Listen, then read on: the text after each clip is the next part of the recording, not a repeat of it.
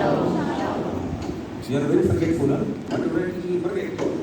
We are born to forget. Isn't it? Bible says, God is my strength of my heart. బైబిల్లో రాయబడింది, దేవుడు నా యొక్క ఆత్మ హృదయానికి బలమై ఉన్నాడు. And that also, that is my portion and forever. అంతేకాదు ఆయన స్వాస్థ్యము, ఆయన నిత్య స్వాస్థ్య భాగం You అంటారు. will find this in Psalm 73 Keerthana 73 and verse 26. 26వ వచనం. Last part. చివరి వచనం. But God is the strength of my heart and my portion forever. దేవుడు నిత్యము నా హృదయమునకు ఆశ్రయ దుర్గమును స్వాస్థ్యమునై ఉన్నాడు. So whenever you are afraid or some bad dream, if you have, or unpleasant thing happen in the life, always proclaim, confess, God is my strength of my heart.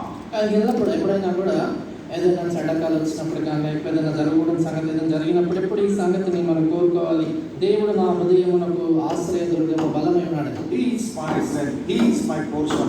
ఆయన నా స్వాస్థ్యమై ఉన్నాడు. In my Bible, the translation is a little bit wrong. Actually, it should say, the God, He Himself is the strength of my heart.